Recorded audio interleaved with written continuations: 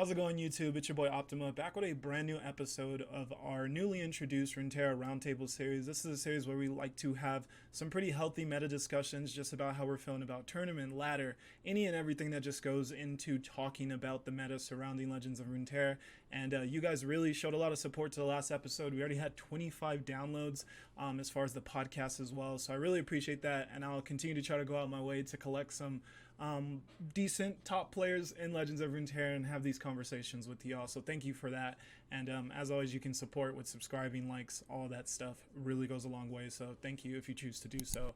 Today, though, or last week, we talked with a lot of NA players about their thoughts as we just had got the Guardians of the Ancient expansion and just how we were feeling with it early on. And now today we have a very solid cast of EU players who we wanted to discuss the meta with, especially considering EU Masters, the climb and qualifications just wrapped up. So there's a lot of thoughts circulating in the European community as far as like what's going on with the meta. So thank you all for joining, and thank you to those of you guys who support. Let's just get into today's discussion.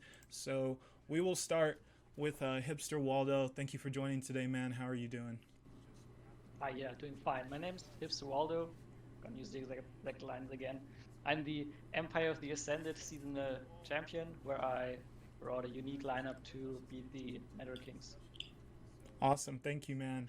Next, we're gonna have Dalton. Yeah, like you said, I'm Dalton. I've played a few tournaments here and there since like beta, and yeah, I still enjoy competing. So yeah, that's where to catch me. Anyways, yeah, that should sum it up. Awesome. And last but definitely not least, we're going to have Salty Simon. How are you doing today, man? I'm doing great. Yes, for record, the only person that qualified for EU Masters right here in this call. So I have all the authority right now. I played a lot of community tournaments in the past Runeterra. I played a lot of card games for the past 7 years, started with Hearthstone, so I'm glad to be here as well. Awesome, awesome. Thank you all for joining. All these lovely battlers we have today, they compete and they have a lot to say about the competitive community. So thank you all for joining. Really awesome to have you guys for this episode. And also, if there's anything that you guys are working on, all that, you guys will be able to find that in the description of the video. So make sure to go down there and show these awesome guys some support. But yeah, today, let's discuss how we're currently feeling about the Legends of Runeterra meta. Like you said, Simon, you did qualify for EU Masters, so I'm sure you were playing this game a lot recently in order to be able to do so, considering how much you have to be on top of keeping your spot when it comes to that. But nevertheless, our first question, and we do have the survey over here, and as always, if you guys want to also partake in the survey, it is highly encouraged. We may even start doing some giveaways to the survey, so definitely give it a look if you guys don't mind. It's a discussion series. We need to hear from the community as well, so it would be greatly appreciated. And you could do command survey in the chat if any of you guys want to check it out who are currently in the chat, and I appreciate you guys for joining as well. But let's get over to that survey. And oops, that's not how that's supposed to look. Let's fix that, and perfect. All right, so our first question in today's survey is going to be, after another week of competing, because obviously hot topic, Azir Aurelia, there's still so many opinions being thrown out. One of our most popular members in the community, Mogwai, is actually on a hiatus due to some toxic conversation going around with this deck, and he even just sent out one tweet since his hiatus and said, Azir Aurelia is stupid, don't want to listen to anyone who says otherwise. So some very hot takes surrounding this deck. So after another week of competing against Azir Aurelia, can you guys provide me with an adjective that best describes its presence in the meta in just one adjective? So I'll start with you, Hipster Waldo. We'll go in that same order. Help me out here. How do we feel? I can't really give much intel about this, since in Diamond, I would say it's already dead. Faced it for 2 days now, so yeah, don't know. Okay, what about you, Dalton? It's very oppressive to me. I basically went to the climb late as well. Like I still tried for EU Master, ending like 30 LP below the cutoff. Yeah. Or something, like an hour before. So I played a lot of Azir Aurelia. I got a lot of frustrating matches. Yeah. And I think, yeah, the archetype itself just gatekeeps a lot of like creativity and like different decks. Like we haven't seen any of the other new champions. Like even though like only one of them probably completely sucks, the other one has some potential, but it's like completely gate capped by the archetype. And as we've seen, like I think we basically only had 3 decks. Like during the climb, I faced like 3 decks and some Esgrave and the Master Target in between. So yeah, I feel like it's very oppressive. Very oppressive. All right, and then Simon, let's get your opinion on this one. I just call it stupid. Like, Just I stupid. don't know. Like the deck does too much stuff. It's a very unfair deck to play against. Like we look at the win rate, it was what 52, 53%, but it's also like in a meta where a lot of decks are like built to be able to handle it, but they're not able to. I think the fact that you can be in a 80% spot against it, and then they just need to drop 2 good cards, and all of a sudden it turns around to being 100% win rate for them. And I don't know, the deck is a bit silly overall. All right. Well, generally speaking, I asked one of you guys to expand on your opinion, but since we got 2 of you already doing so, we have no need to go any further on that one, and I still very much so appreciate those opinions. And yeah, I agree with most of what you guys said. I've played a lot against the deck, and yeah, it just seems to have a little bit of some unhealthy play patterns that are very restrictive on team building right now, to say the least. Nevertheless, though, let's talk a little bit more specifically about EU Masters. I guess we don't even need to go over to the survey. So anyways, with the EU Masters wrapping up, plenty of players did not have the best things to say about their experiences grinding ladder to attempt to qualify. What would you say is your biggest takeaway from either competing or watching others compete? And if you have no thoughts on EU Masters, you could just talk about your ladder experience recently. And we'll go in opposite order. Let's start with you, Simon. How did you feel since you qualified? How was your experience? I mean, I would say I'm very special in the idea of I'm completely down to play, like 20-hour sessions. And when you play those 20-hour sessions, you're always going to end up being in a favorable position in the meta at some point, because you're going to have a really good meta read. But for me, I didn't feel the frustration that a lot of people felt, I think. But overall, I'm not a huge fan of this meta. I think decks are able to do unfair stuff where they just turn percentage around completely, which I think is really unhealthy for the game. And I think it also comes down to Riot's idea of buffing instead of nerfing, which I think is really bad for card games in general. That's a very fair opinion to have. What about you, Dalton? For me, it was I didn't play as much. I valued some sleep at least to some degree, and started pretty late. But I feel like what he said basically, even if you try to counter, I think it's pretty similar to Nasus Thresh. I think it's just as bad. But Aurelia has probably, due to the fact that you can attack 4 times in a turn, I think stuff like that is just kind of basically changing everything, what you knew about the game, where it's scout attack is twice, maybe you rally, but here it's just at burst summon you get another attack step, and I felt like that's the reason. What's the most frustrating part that I had in the climb was the amount of mirror matches and the how draw dependent they were. Of course, mirrors are draw dependent as always, but I feel like once your opponent has a very good opener on both decks, like Nasus Thresh and Aurelia Azir, it's really hard to come back due to how hard it snowballs, and that is basically impossible to stabilize against the decks. That's basically my main concern. That is an opinion I've actually heard a decent bit of, is that this meta is too it's too draw dependent, and that mirrors don't feel that skill reliant. They feel more luck reliant. So yeah, very fair. What about you, Waldo? I haven't really played, so I quit, I think, day 2 after the patch, since ladder only consisted of Azir Aurelia and Nasus Thresh, and I don't want to get my mindset taken down. So, and after hearing Dalton's experience, I think that was the right decision for me, since I think so. Why should I torture myself playing ladder now, tryharding for the EU Masters, if I don't enjoy it really? So I just kept away from it. That's a very fair opinion. I think it's a little underrated of a thing sometimes to prioritize that mental well-being over just jamming yourself into the game. So I definitely understand that. And if you wouldn't mind, Waldo, I don't know if your mic's far, but if you could just speak up just a tad. I think you are just a little bit lower than the rest of us, but if you wouldn't mind. Nevertheless, though, thank you all for your opinions on that one. Let's just keep the train moving. Let's go over to question 3, and there we're going to 1 second here.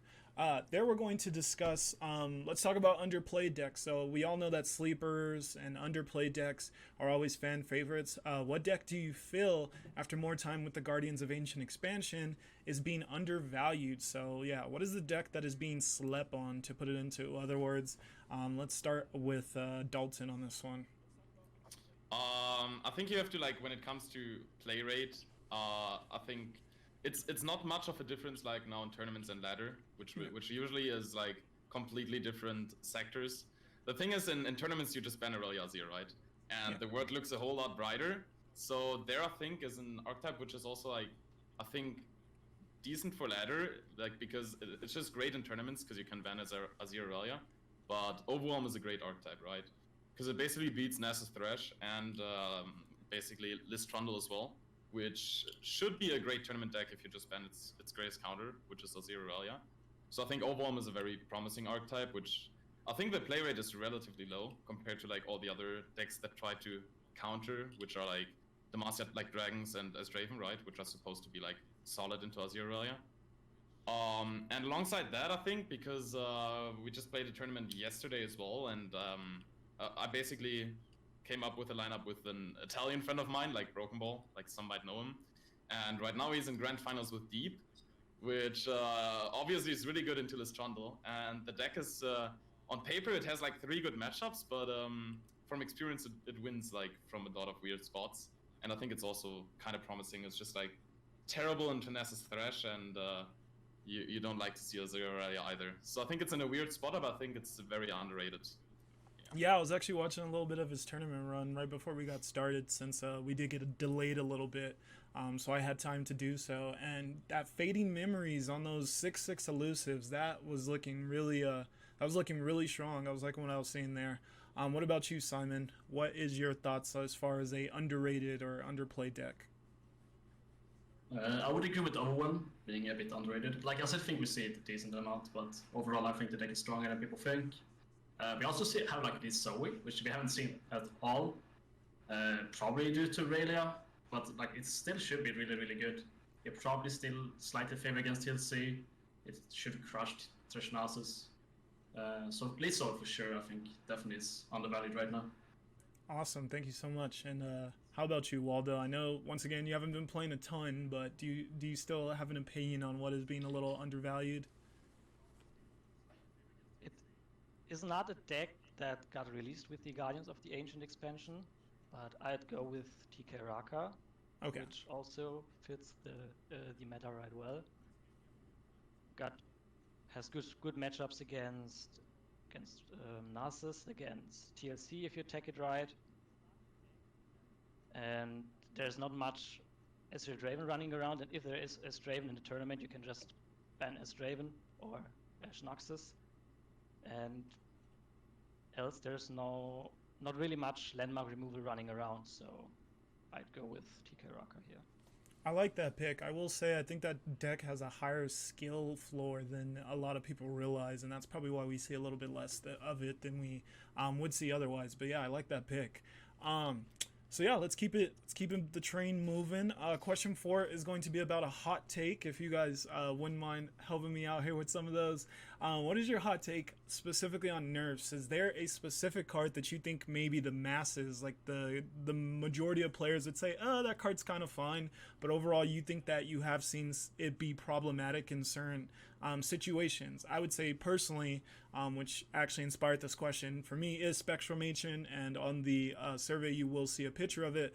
In my opinion, I think that every time they're going to make really strong late game cards, we're going to just see Spectral Matron try to make some cheesy deck that doesn't feel that interactive, that just amplifies those good cards into being way too good. Because like Cythria, the new Cythria card, it's meant to cost a ton. And when you can just get out a strong unit and her, it's like really oppressive. So that's my opinion as far as this. Oh, I'm sorry, what'd you say?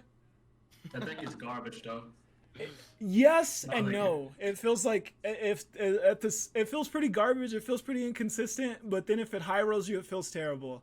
At least from my experience. But yeah, let's talk about it though. And especially since you already have an opinion on it, let's start with you, Simon. What do you think is a card that fits this bill as far as like Other people may not Actually, think so. I don't have hot takes. I'm always correct. No hot takes. I don't think I have any really hot takes. Like for me, like on my nerf list is what I have the Hunter card, Alessandra, and Azir, and like probably like 4/6 gain, whatever that card is called. But like I don't think I have it. Like I think all of people agree that those card needs nerfs. Other than that, I don't think I have anything on my nerf list right now. So Inspiring Marshall. That's the one, right? The 4/6. Yes, Yeah. correct. All right, I think yeah. you nerfed that with 1 HP. Azir probably 1 HP, and then Alessandra, I think like. I guess most people don't agree with this, but I think it should change to C instead of Summon. Yeah, and those are some pretty common, and I would say some cold takes there, because those are some pretty some pretty well known changes that people want, and I've especially have been huge on the Inspiring Marshall kind of nerf. I think that card always feels too strong, and you already got Azir feeling really strong. We don't need that follower also just being so oppressive. But sure. let's move over to Waldo. Do you have any card that fits the bill of others may not think it's that strong, but you're like, I don't know about this? It's not really a card, but it is a hard take, and I think it's pretty based. But if we agree on, or if Riot agrees on adjusting Aurelia Azir, I hope they rather look at the Blade Dance mechanic than doctoring around at Azir or Dias, then I rather play Lucian Azir than Aurelia Azir. So it's a hard What's wrong with pretty Blade based. Dance? Sorry, what? What's wrong What is with Blade with, Dance? Blade Dance? Yeah, so if you nerf Azir or Mentor, Marshall, it's Marshall or Dias, you would hurt Lucian Azir. So I'd rather, I don't know. Okay, sure. So just adjust the Blade Dance mechanics so you can still play Lucian Azir. But like, yeah. would like a HP nerf on the Azir wouldn't matter too much for Lucian, I think. Like it would be the same now. Like of course it's a nerf, but it's like Azir is still really strong, like as a background unit, I think. I think a HP nerf actually does a lot though, because just at like 5, Yeah, of course. Yeah, there's just so many things that can't quite remove him at that health, so I think it is a little impactful. Yeah, and I guess like I just wouldn't want to see like a new keyword that just came out be nerfed because Azir is strong. That seems Yeah, I mean, for me, the most concerning part are also the Sand Soldiers, right? Like the Blade Dances, like we see other archetypes like MF, or something have been like tested. They've basically been pretty low on the results. So I think the critical part are the Sand Soldiers, right? And like Azir basically being a back row unit with 5 HP that just spawns the Sand Soldier on every single Blade Dance. And I think that should either it should be like an HP nerf, so the back row unit is actually, you can actually target it or like immediately clear it with a Merciless Hunter or something like that. Or it should basically be forced to actually go into combat, which would like be against the Emperor style of Azir, but I feel like that would, of course, hurt Blade Dance in general when it doesn't summon it and only Dice summons it. But I feel like it would work for other archetypes like the Darius Azir deck, or I don't know, maybe it's only like excluding Blade Dance, which would be weird, like with the keyword being like an exception, so that it also functions in Lucian and Azir of normal rallies. But I think that's hard to do, but I still feel like Azir is kind of the problem in that whole thing. Those are all very fair takes. I have a very kind of similar to Hipster Waldo take. I think lead and follow is actually an underrated part of the archetype. That is the feels bad part of it, because one, Azir and Aurelia level without having to really do anything. They're just leveling inside the deck. So then when lead and follow comes out, protects them, goes back in the hand, they're still able to level without needing to have a board presence like so many other champions do. And then you put 2 more summons, like the actual summons don't even matter, and they actually do at the same time though, just because you have Shapestone, so you can make them matter a lot more. But the fact that you're just summoning and protecting the unit, and then you get to put it back down, I think lead and follow really just has so much value for 2 mana, and it also is leveling both champions in that archetype who are very impactful. So that would be like my card as far as like that specific archetype. But I would say I dislike Spectral Matron more than I dislike Lead and Follow. Like, yes, something overall needs to be done with that archetype, but I really think Spectral Matron long term has some very unhealthy things that he will probably continue to do. So mine's kind of a future view as far as that card as well. But thank you all. I appreciate all of your opinions on that one. Let's move on to our next question, and this one's going to be concerning play rate. Especially early on, I think it may be in a better place a little bit now, but early on, we had Bilgewater like literally at an insanely like below 5%. I was pretty sure play rate in like the first week of the Guardians of the Ancient expansion. So Bilgewater is currently experiencing a staggeringly low play rate as not many are playing decks utilizing the region. What needs to change, if anything, to increase the region's play rate? And for this one, I'll start with Waldo. What are your thoughts as far as why we're just seeing like so few Bilgewater decks? Well, Bilgewater is the region that doesn't offer any good spells or cards to any other region. So the only decks running around, Kikaraka, Deep, maybe Twisted Fate. But in general, they're missing their identity, like the Make It Rain spell they had for 2 mana back before the nerf. So I think you could consider reverting some of the nerfs. So make It Rain 2 mana spell again. Maybe buff Yoink again, and Riptide Rex as well. Yeah. Okay, not bad. What about you, Dalton? So I've actually talked to Simon like recently about it, so I don't want to take every word out of his mouth. But we kind of agreed on the fact that like Bilgewater by design is supposed to be like a tempo region, right? Like it's like the way they printed it back in the day, where they had like the stat lines on the Petty Officer. I mean, that was first buffed and then nerfed again. But like the Petty Officer and as well, what was the other? I had a card in mind here, but I forgot. But yeah, Make It Rain and Rex, these of course, but I think we had another stat line nerf that I don't remember right now. Anyways, the Merchant. I think we had, no? 2-1. Oh yeah, the Merchant was nerfed as well, yeah. Ah, yeah, true. I mean, so the fact is that they nerfed the stat lines. I feel like, considering it's a tempo region, it does not stand like a single bit against stuff like Nasus and Thresh, right? Or like basically the other decks we have right now, where you have like the complete curve high rolls. So Bilgewater does not really like offer anything because it's like completely understated. It's overpriced, and it's also like with the TF nerfs and stuff like that, which was also like, of course, it gave you huge amounts of value alongside the tempo when you flipped him. But I think that now that like all of this is gone, Bilgewater itself is not really anything like that stays up to what it's designed to be. So yeah, I think Very Simon fair. can further elaborate on that one.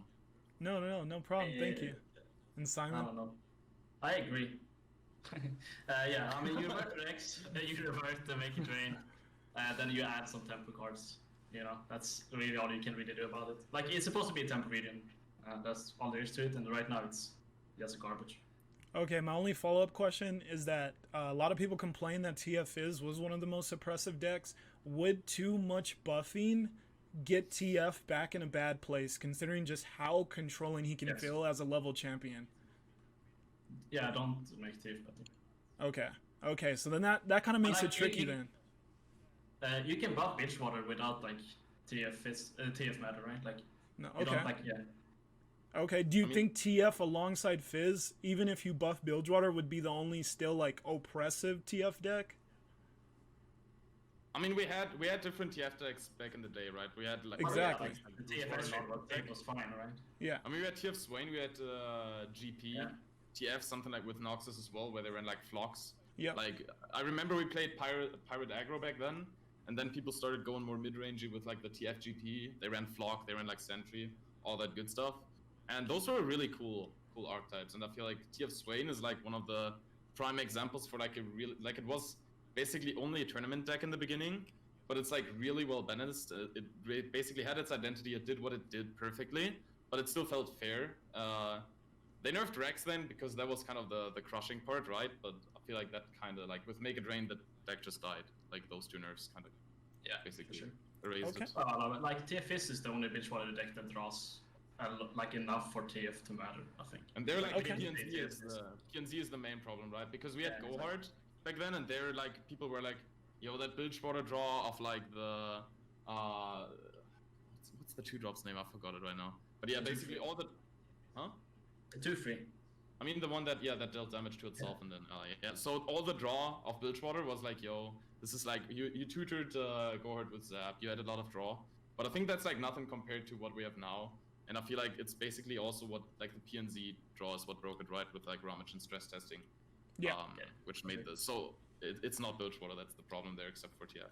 And like Werewolfish back then. All right, that's very fair. I just thought I would try to paint the full picture just to make sure, because it feels like at times, sometimes buffs are made without the full picture in mind of how that's going to affect something else or nerfs as well. So it's good sometimes to be like, all right, what is this going to change? If you make this change to this card, will it have some like domino effect with other cards? So thank you all for voicing your opinions on that. Let's move on to our next question. This question is going to be discussing Riot's Reddit response. So I'm pretty sure a lot of people have heard about Riot going out of their way to finally respond to the community, especially the Reddit community. There's a lot of members there, and they're a very vocal community. So what was your takeaway from Riot's recent Reddit response addressing the mass amounts of frustrations with the current meta, and is there Aurelius' presence amplifying those frustrations? Positive, negative, or neutral? We do have a link in there, so you guys can check that out as well. But I'm sure, once again, you guys have all heard at least something about this. And I also want to say thank you to everyone, once again, who's here, and also for the recent follows. Appreciate it. But yeah, let's start with Simon on this one. How did you feel about this response? Did you feel like they're going about it right, or is something lacking with the way that they're interpreting players' frustrations with the game? You should like.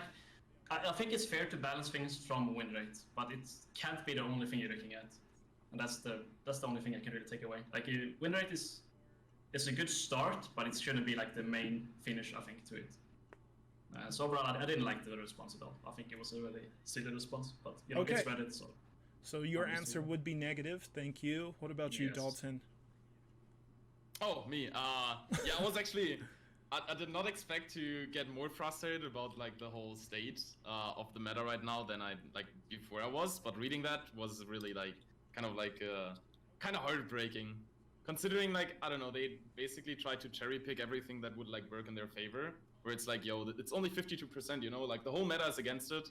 Like I checked play rates recently because like there's a really cool Italian guy that does amazing meta snapshots, and it was like both Nasus Thresh, Aurelia Azir had like 20% win rate.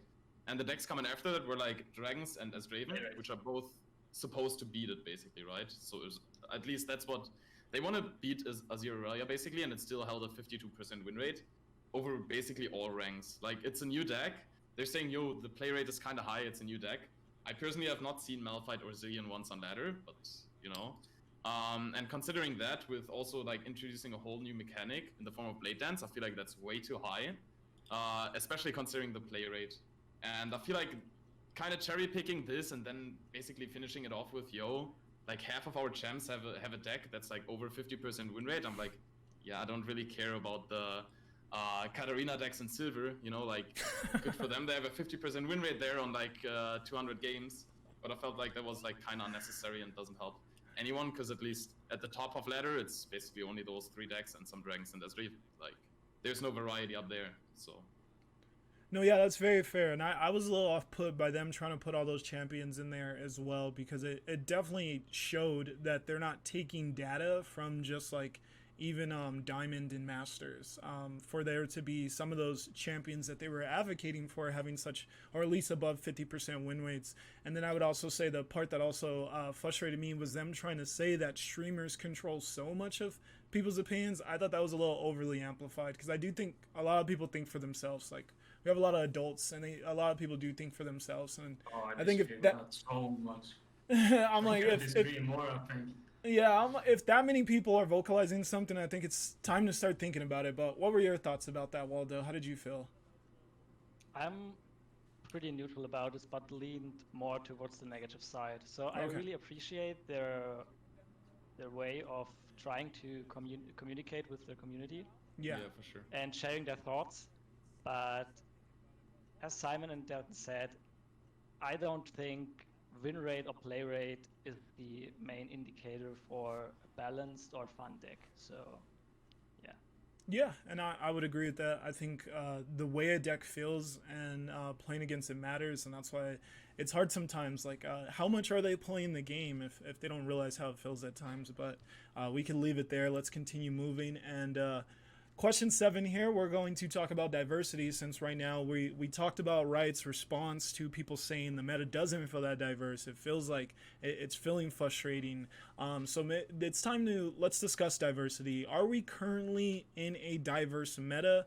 And then another question, because generally when I ask people this question, I always get or some people follow it up with saying that a diverse meta means that you're going to have more matchups that are kind of 50-50, or that depend on draw a lot, because of the fact that it's hard to make all these different functioning decks to be able to work fairly against each other when just inherently they work so different. So some people will say that diverse metas have more rock, paper, scissors matchups just inherently. So lots of different answers to this since I added the kinda. Let's start with you, Waldo. How do you feel? Is the current Legends of Runeterra meta diverse? And then also, does diversity lead to more matchups? Just not really like you can't win this matchup, but you can win this one. Is that just how it goes? I think we can split up here, since I'm not masters yet. So I think we're gonna get a different take in Diamond than in Masters. So I'd like to hear Dalton or Simon first, how the meta is up in Masters. All right, thank you. I that was a really good way to approach that. Let's start with Simon. Yeah, I would say the meta is clearly diverse. Like, we see quite a lot of decks. It's obviously been more diverse in the past. But right now, I would definitely call it a diverse meta, even though 3 decks are kind of dominating. Like, we see quite a lot of decks. Just to make sure, when you call the meta diverse, are you calling both tournament and ladder diverse, or? Tournament is very, very diverse. Yeah. It's more diverse than the ladder. But both ladder. But both are diverse. Okay, I just wanted to Yeah, clarify absolutely. that. All right, thank you. Dalton. I'd have to agree. Like, I think for like what I faced at all, like, which would I say is basically taking a good chunk of like the play rate. It's like 5 to 6 decks, which is really not bad, right? If you're considering like the top of the meta. I feel like there it's really diverse, even though like 2 of the decks are like 40% play rate, right? But like there are a lot of different decks you can play, you can have success with. So I'd say it's indeed diverse. In tournaments even more, because you can like ban one of these decks and then kind of target or soft. You can even hard target like something like TLC or something, because like once, like I said earlier, if a 0 Rayas out of the way, it's like really easy to just like kind of expect, yo, it's probably gonna be TLC. What if I bring like 3 decks that are like pretty good into it while not giving up all the other matchups? So I think there's a lot of like in tournaments there's a lot of options you have how you want to line up build. And on ladder we have diversity. I feel like it's not well spread, but we do have a lot of different decks that are like played on top of the ladder. Okay. Thank you for such a well thought out opinion.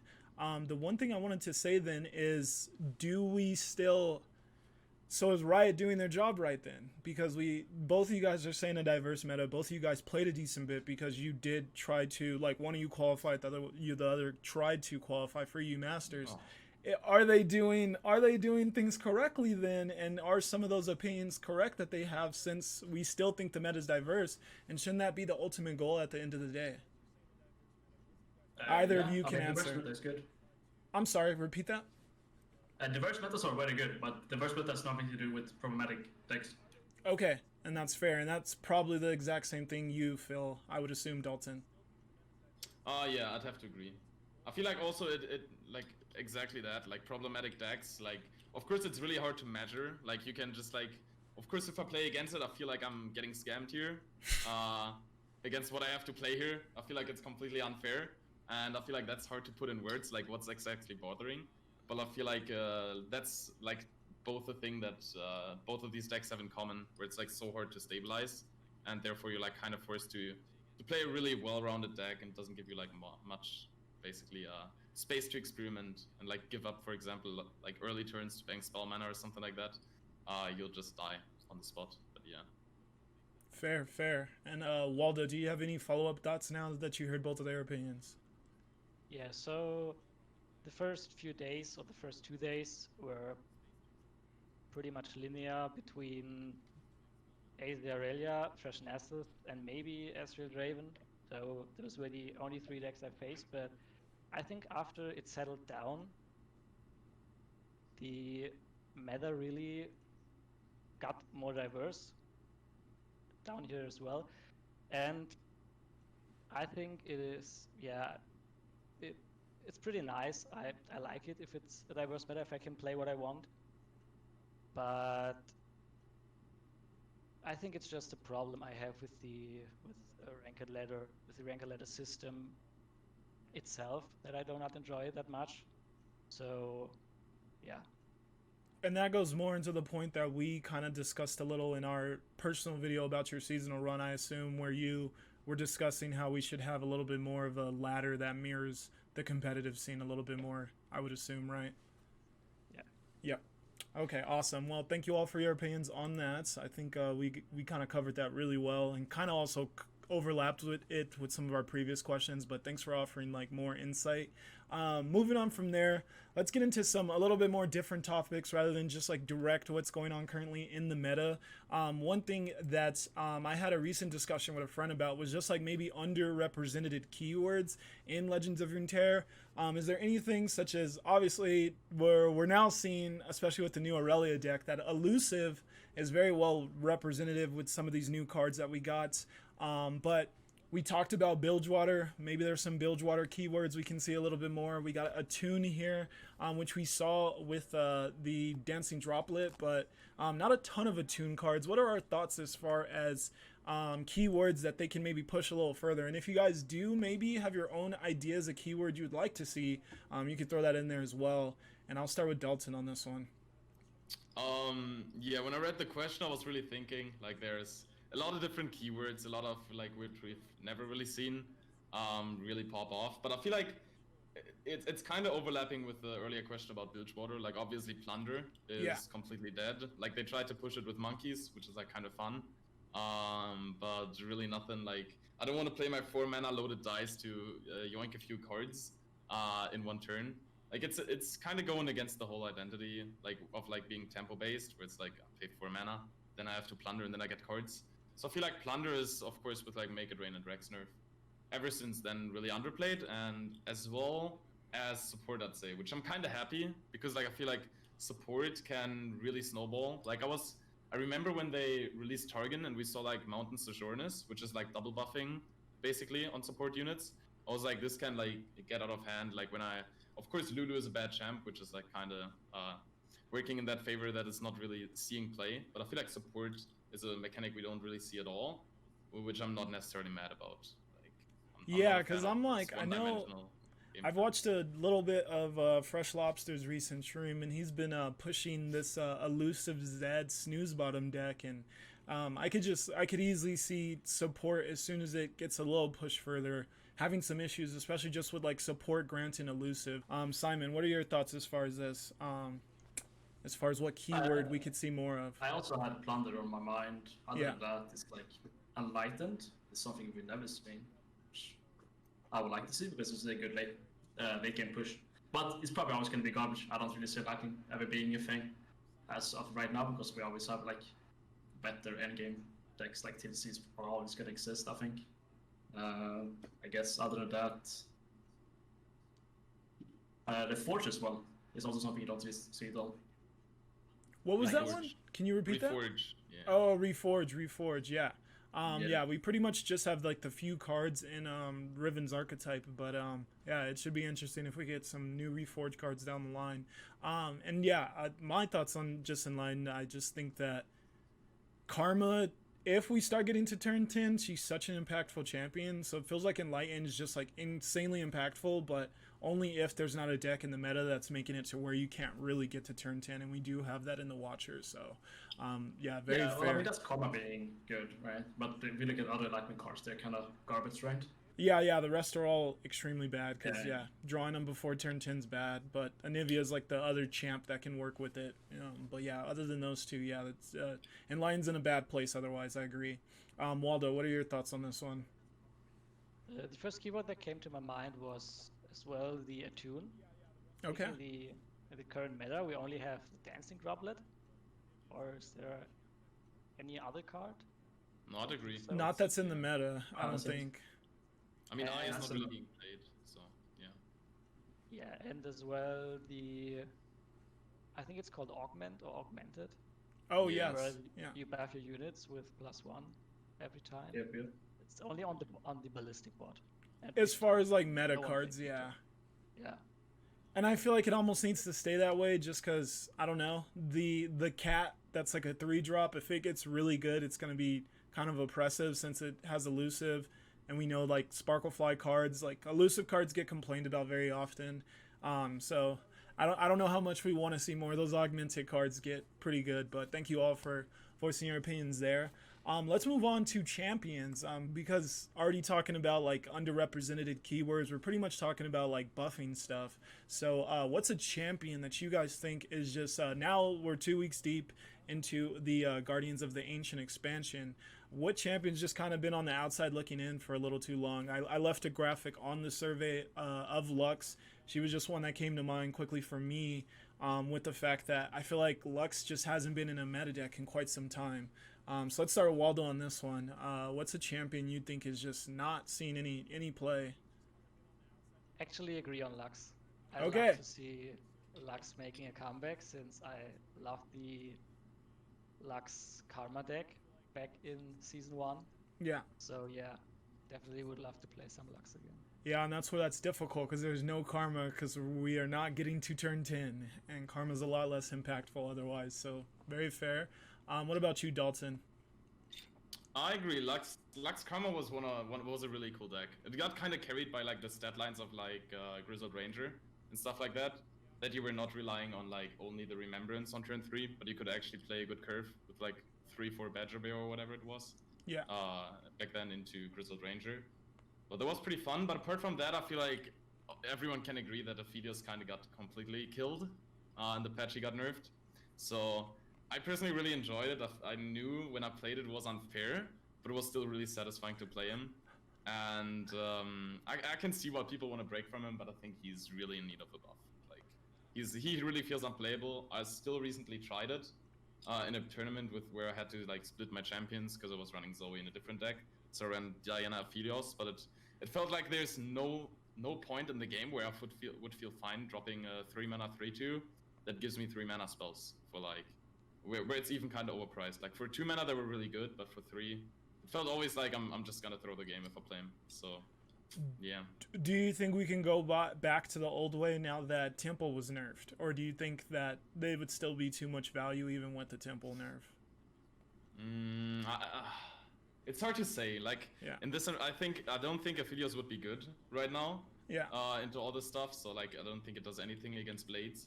Against Nasus Thresh, of course you can like try to recover, but it feels I don't know. I feel like now he would be fine. Would it crush Nasus though? Yeah. Because you I don't know. stabilize early game, and then you have Hush. I mean, of course you have that. Yeah, sure, but that's like every target deck, right? Yeah, I mean, that's every- Aphelios would be good, but I don't think he would be as problematic because like I don't know. No. Yeah. But So I don't think you want to revert the change, but buff it. yeah, I agree. I have no clue how I'd buff him, but I'm just saying it's But you can good. make the weapons 2 mana. I think that's fine. The weapon's 2 mana. And Yeah, and then you just keep Aphelios as a weak target. 3/2. I mean, he was still played as a 3/2 with the 2 mana ones. They nerfed HP first, right? Where they yeah, kinda but went I back think to- that change is fine now. I think Yeah. so. I think that will be fine. Okay. Yeah, Okay. I mean, you have to see what like when they decide to patch. Like, I don't think there's a patch next week, or at least not to Azurilia from what they've said in the Reddit article. Yeah. But Yeah. you'd have to see then. They're not gonna say a good balance patch before seasonal stuff. I mean, yeah. Fair. Might just follow up that real quickly on Aphelios is yeah, I think it's just good sometimes that if we're going to say let's buff this card, it's good to sometimes discuss how to go about that because sometimes it's just not that simple. Such as like a card like Katarina, like how do you make her impactful without doing something that's completely different than what she already does. But what are your thoughts, Simon, on buffing a champ? I would like to see Heimerdinger being played again. That guy's a fine dude. Okay. He was not a fun dude. He just spammed elusive, felt like a... He wasn't, but he is now. Yeah. Now you don't even get elusives. Yeah, I Heimer's think I like his like overall like design. Okay. Heimer is one that I'm pretty like, I don't know how you buff him though without just going straight back to broken, but because he's an interesting card. I haven't thought much about buffing him because he's like a 1-3 and then he does weird stuff. I don't know. I have no idea actually how to buff Heimerdinger right now. Yeah, that's a difficult one, but I do understand he's like not played at all, so and that's not good either. I would. It's a tricky thing because you don't want to make a card broken, but having him not represented in the meta at all just feels bad. So very tricky. I would also like to buff Katarina though. You do know how you would? I would make it 6 mana, so you can play it twice per turn. You'd make it. You make your stats a bit better. Oh, okay. Interesting. I don't have a thought to follow that one up right now, but very interesting take on Katarina. Let's keep it moving though. Our next question is going to be just overall, how do we feel? Does the Legends of Runeterra dev team use proper metrics to balance their game? So we kind of saw a little bit of the insight on the metrics, on the stats, on what they use as far as balancing. I guess we pretty much already covered this one, but if you guys have any other thoughts as far as like as other things as to how you think they should be going about this, and maybe you can dive a little deeper than what we've already went on that, I would appreciate hearing that. But I do know this one kind of overlaps with some of our previous thoughts. But let's start with Waldo. What are your thoughts as far as are they using proper metrics to for their balancing with the game? I don't really have an opinion on that. I'm kind of good with the meta right now, and I think Riot is most of the time doing a good job in balancing the game. So yeah, can't give any intel on that. All right, it sounds like you do kind of lean towards the positive side though, so that's good. And I would say they made a lot of changes that people were frustrated with. They did make some pretty impactful, good changes for the game, so I can agree with that. Dalton, how do you feel? I mean, they kind of do a good job, I think. Like, generally, I feel like sometimes, of course, they take it too slow, which makes sense. But the thing is, I feel like it gets further, like, strengthened by the fact that we have the mobile patch cycle, where, like, every patch is basically 2 weeks late. So if they take a slow change where they're like, yo, we don't nerf Azir now, we do it 2 weeks later, they forget to nerf Watcher, it stays completely the same. So in the end, we wait 1.5 months for basically the top 3 decks to shake up, because they first have to wait for stats again on the mobile cycle. It's 2 more weeks. So I think generally they have a good approach where they like don't want to completely kill cards, except for like Aphelios now, which is a good thing. But with the mobile cycle, like with the new patch schedule, like they used to do it like every 2 weeks. They had a balance patch. Now it's like every month, right? Because one is cosmetic, one is like balance. So I think generally they do a good job. I feel like it's just like schedule-wise, it really got screwed up with the changes. Yeah, and I think that's a little bit more where the issue is for a lot of people as well, is just the frequency. What about you, Simon? I mean, I would agree overall, like they do a really good job. I think the metric they use are decent. Of course, like I think people tend to like to complain. I also like to complain, but overall, like when we look at other card games, like they do a very good job. I think like also it's important to understand that I don't think Riot has made a statement if they want to nerf for the competitive scene or the casual players. And that changes a lot of how you would approach nerfs. But Yeah, overall, and I'm definitely on the positive side. I think that's a fair distinction to make as well, because then it also, I feel like that has a huge factor on if some people will want to continue to take this game serious competitively, if they know that in the future every patch is going to be more so for the entire player base rather than zoning in a little bit more on the competitive scene. Hearthstone is a good example of that. Yep, very fair. Thank you guys. Moving along, let's get to question 11, and we just got 2 more questions here, so thanks for hanging with me for this time, all you guys. I appreciate it. Next question is going to be, what is your biggest gripe with the current state of Legends of Runeterra? So whether it's the meta, whether it's something concerning that, maybe cross shard going away, and more focus on labs and stuff. What is frustrating us as far as Runeterra the most as of right now? And I'll start with Simon on this one. Yes. What does gripe mean? Gripe is just like a frustration, something that's just bothering you. What bothers you You the even most? Googled it. You told me you Googled it. Yes, but I got the wrong definition apparently. Oh my! Even I Googled it afterwards, and you told Yeah, me, no, yeah, I I was Googled wrong. it. Wait, yeah. I guess like for me it's the fact that decks are becoming like be able to flip like percentage with unfair interactions, right? Where it's like you can have like you can be in 80% spot and then they draw 2 good cards and all of a sudden it's 100% win it for them just because they do something silly or unfair. And I think that's pretty bad. We see that in TLC, we see that in Irelia, we see that in Touchdowns a lot. But So- even like we see that also in like S-Draven, like I think a lot of decks are able to do that unfair stuff, and I don't like that. I think that's my biggest problem with card games like Yu-Gi-Oh or Shadow Wars as well. Okay, yeah. All right, Dalton, what's your opinion here? I think, yeah, like I mentioned earlier, I think the most frustrating part is like to stabilize against good openers. Like, so if I'm against Nasus Thresh, they push 11 damage on turn 2. They're down to like 2 cards. I feel like, okay, like now I gotta stabilize at some point, right? But then they drop like a Spirit Leech and then they drop their Nasus. So I feel like you never get to the point where you stabilize. Whereas like if you compare it to like discard aggro, like a deck I know Simon loves to play, and I feel like that's a really cool deck because like it can really high roll you, and then it feels unfair. But in the end, it isn't really unfair because you get to a point where you know you stabilized. Like when you're playing as Draven against her or something, you feel like, okay, I cleared the board. They might top deck a Jinx, so I hold some mana for that up. But I feel like you get a spot where you feel comfortable and you feel like, okay, I'm past like all the worst phase of the game, and now I can stabilize. But I don't think you really have that against Aurelia Azir or Nasus Thresh, where they're just like top deck a Marshall or like another Aurelia. They basically get like a whole swing of Sand Soldiers. You lose your whole board just because of that one top deck. I feel like that's that feels a lot more unfair than we have like in the aggro decks where the high rolls are at least like something you can come back from. Touchdowns is not a combo deck, right? Yeah, Like, no, if you it's not. compare, So like, it's the just the Dragons way. and Touchdowns matchup, Yeah. like Dragons are favored, but if Touchdowns does the unfair interaction of having Buckeye, Curse Keeper, Butcher, the percentage just flips, right? That's kind of Okay. that's not a combo piece.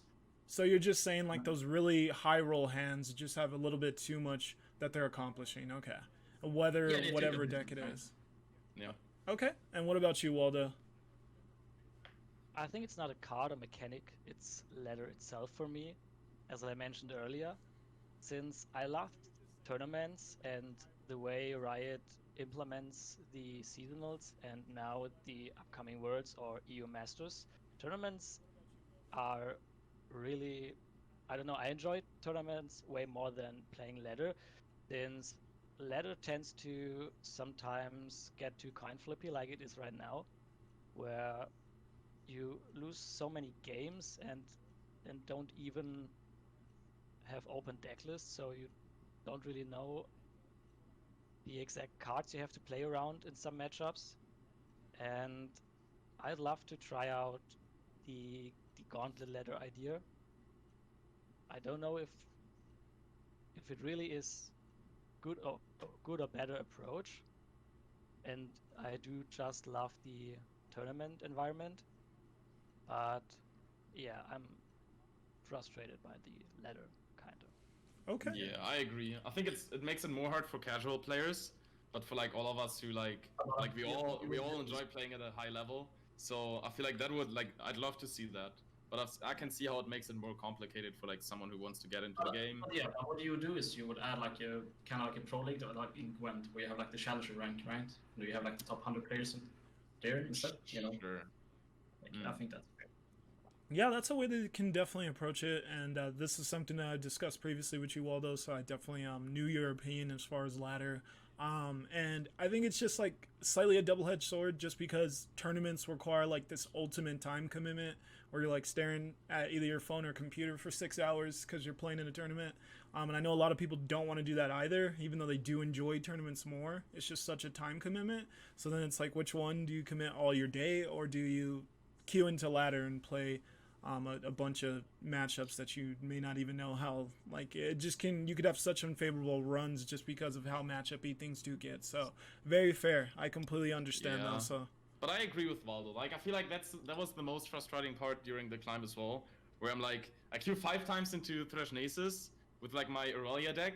I'm like, okay, yo, this time I'll get him. I go on basically TLC and just queue into a 0 Aurelia. Like, it feels really like you said earlier with rock, paper, scissors. Like, I don't think it was as extreme as we have it right now, where basically all 3 top tier decks counter each other, like basically in a triangle. So this feels really coin flippy, and that's why I like the idea of like having like a gauntlet, or at least having the chance to ban a deck. So basically what Waldo brought up with the gauntlet format. So I can definitely see that point, and I'd agree. I think I'd prefer that more. Yeah, I agree with that too. So, well, hopefully, maybe at some point in the future, we could see a little bit more of a push with Gauntlet to make it a little bit more kind of competitive, or at least where you're queuing against players with your same like skill level a little bit more. But they would definitely have to push that aspect of the game a little further. But nevertheless, we've said a little bit of some negative things about how we feel about the game, how we feel about certain aspects of the game. I thought we'd always end on a positive note. And obviously, we recently got some new skins for some champions, whether it was Dark Star or Cosmic skins. And we got Shyvana, Zed, Yasuo, and Riven getting new skins. I know that there's still some negativity surrounding these just because a lot of people are saying they're overpriced. I would have to agree with that. But nevertheless, as far as design-wise, which one was all of our favorites? And I'll just start with you for that, Waldo. So this again is based, but if you have a League background, you know that Zed, Riven, and Yasuo share 2 common things. They either are in the opponent's team, smacking your ass with that's 20-0, and if they are in your team, they feed their asses off. So I kind of hate these champs now. So I think the best skin here is Shyvana's. Okay. You think the best is Shyvana? That was a very interesting reason why. Okay. What about you, Simon? I don't care about skins, so I don't have an opinion. Okay, you hate them all. Okay, and Dalton. I don't care about skins. Yeah, personally, I mean, I do in other games, but like here, I don't really care because like when do I ever see my champ level up and like on board? Like I don't think I get much out of it. But apart from that, I think like the Zed is pretty cool. And regarding like it being overpriced, I mean, in the end, like I don't really care. Like if someone wants to buy it or if I want to buy it, I'll buy it. I feel like I'd much rather have it this way. Like if I wanted to play Hearthstone right now, I basically could buy the whole LOR shop and still wouldn't be able to play for 3 seasons, I feel like. So I'd much rather have it this way. I feel like we're a bit too harsh when it comes to this. But I also agree we don't get like much value. Like for me personally, I think it's a personal thing, but I don't get much value out of like spending money on the skin. But I think we're kind of losing like sight on how good we have it like compared to Oh yeah, games. I think it is good to stay a little aware of how easy it is to obtain cards, how cheap even the cosmetic stuff is in comparison to other stuff. So I will agree with that, definitely. My one follow-up to that is that you did get new level up animations though with Zed and with Yasuo. Is that not enough payoff to accompany the skin to make it cool enough, or is that still just like, nah, I don't care enough for that? For you, Dalton. The shots are playable, maybe. But Okay. sadly, no. What about you, Yeah, Dalton? I mean, it's pretty cool, right? But I feel like the majority of my like when I have my casual tournament day where I don't draw anything that I need, I'll never see the level up anyways. So I feel like the fact that they're the majority of the game, they're in your hand or deck. Like I don't think you get much out of it. But if it's like Simon said, if it's something playable, like I tried really hard to make Trevor Lucis work. To bring it in a tournament lineup, but I just couldn't bring myself to do it. So Okay. I mean, everyone has to see for himself, right? Like we have all these questions already. Like, is it worth to buy X, Y, Z, whatever? Like everyone has to decide for himself. But, Oh yeah, of course. It's just interesting It's like really hard to say, yo, this is worth it. Like just get the Z skin, you know. It really is personal preference. I'd rather spice up my emote meta and invest True. the coins and buy some emotes. Okay. The skins are not worth it. You'd rather spam emotes on your opponent when you high roll them? Okay. All right, well that's very fair. Yeah, it shall be interesting if people get come around a little bit more into the skins when their favorite champion has a skin, or more just meta champions. Because I will say, like, Shyvana's the only one who legitimately, undeniably has a deck that people are playing right now. So it shall be interesting when we have more usable champions who get skins if they become a little bit more popular.